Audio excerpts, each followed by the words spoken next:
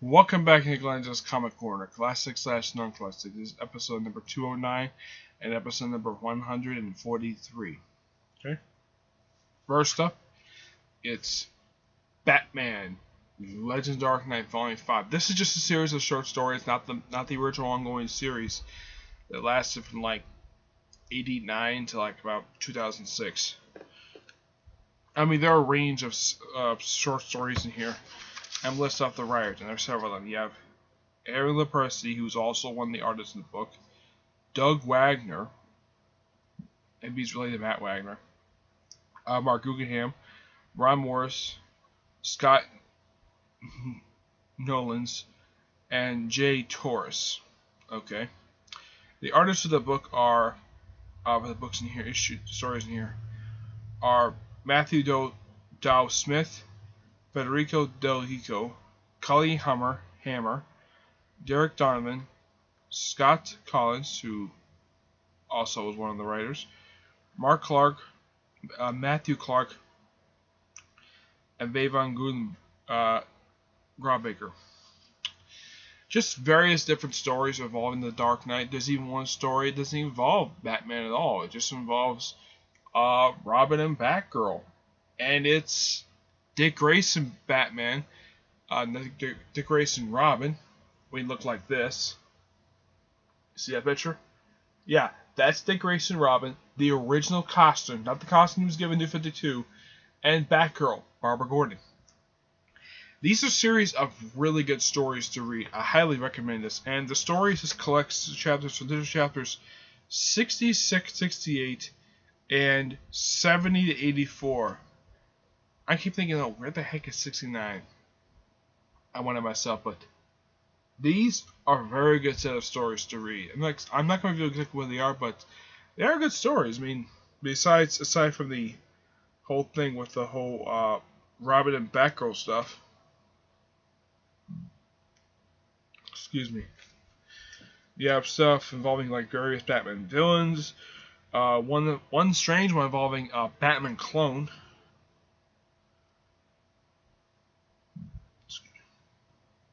There's one where Batman. This is the one.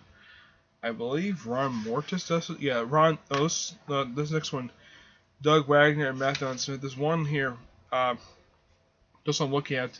It just involves Batman investigating a serial killer. Great artwork too by Matthew.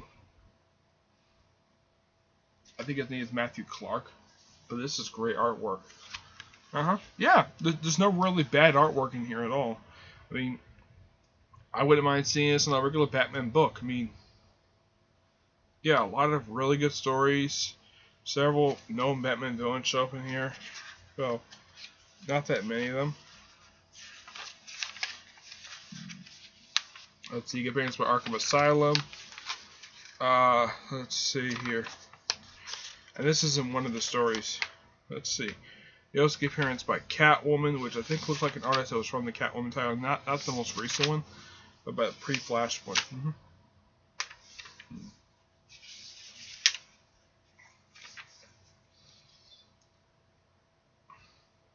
But it's just a good set of series of stories to read. It's kind of like Tales of the Dark Knight in a way. So, all these stories are really good. And here's the thing, they just recently brought this digital comic back. Yeah, these are old digital comics. Basically, these books, these chapters are also reprinted in Legends of Dark 100-page super special. I think it was like issues 4 and 5. I believe it was, yeah, 4 and 5. So, all the stories in here are really good, so I'm going to give this book a 9 out of 10. It's a great book to read. Alright, next up is the second book. You know, the first book was ordered, but hasn't come in yet. Justice League America Volume 2, Survivors of Evil. Okay. Mainly this picks up, now this is a favorite tie-in in a way. Not like most tie-ins I normally review. Most of this book is basically a tie-in. Not part of the main overarching story. Like I said, like Black Vortex or Blight.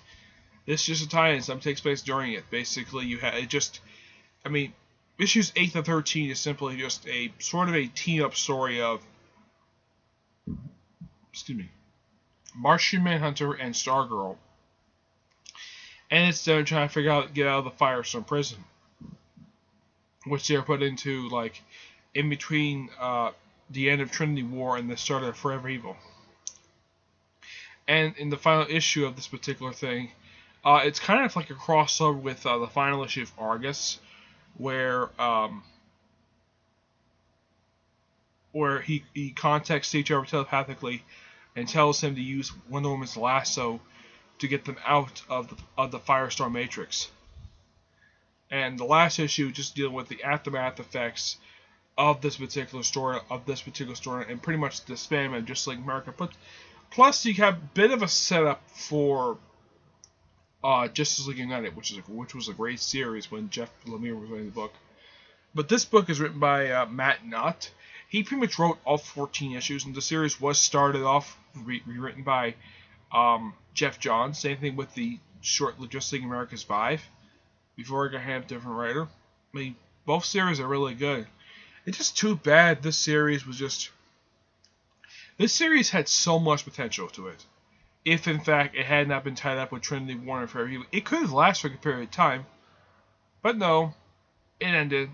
And in case you're thinking, though, Justice League America, isn't that the title where it features the original Big Seven? Nope. This is a completely different line. This is the previous one in the series where the lineup is Martian Manhunter, Stargirl, Hawkman, Green Arrow, Katana, Simon Vaz, Green Lantern. A bunch of basically not like really big superheroes. I mean, the only big noteworthy ones in this book that you can probably recognize right away is Martian Manhunter, Green Arrow, and Starfire, and possibly Hawkman. They also have Katana and Catwoman. Yes, Catwoman. And originally the whole concept of this group was to basically be the Argus answer to Justice League America. And it's led by Steve Trevor, who is not even in this book at all until like the last issue. He's in the first 5 issues. He's in the first 7 issues of this book, plus the whole volume. Not this big a book, by the way, but in the last issue, because you have the whole thing with the prison trying to get out. I mean, yes, you have on the cover. You have. I mean, this is a great cover. You have Superman's cape, Aquaman's trident, Wonder Woman's lasso, and the rings of Green Lantern and Flash, respectively. But here's the thing: the Crime Syndicate does not get their hands on those other 2 things laying on the ground. It's mainly just Superman's cape, Wonder Woman's lasso, and Aquaman's trident. Who gets these things? Superman's cape, I believe Metallo gets his hands on that.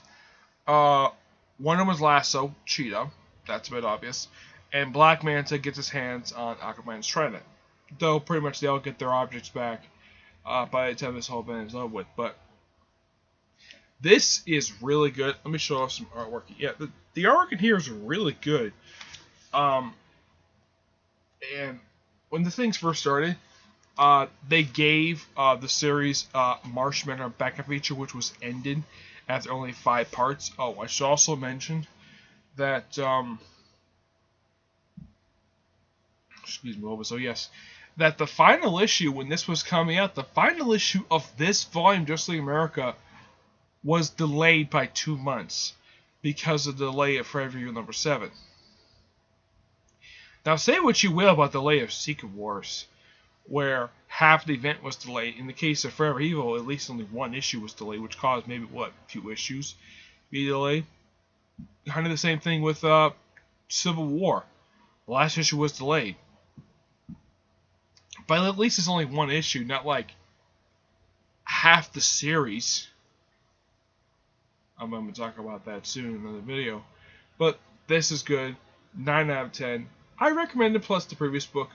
I will hopefully get a chance to review Volume 1 soon, because this was one awesome title. And if you read this one, read the current book, read the current volume, you probably say, yeah, this one's a lot better, because you don't have a story that's dragging on for nearly 12 issues. Suffice to say, I mean, basically overall, you have the series having a 5-issue start, 2 issues part of a crossover. you have the next 2 issues basically kind of act like the second arc and part of the actual tie into an actual crossover, and then the one-shot finale. Yep. But that's it for this episode. Stay tuned for episode number 210 and episode 144. Until then, see you there. Bye.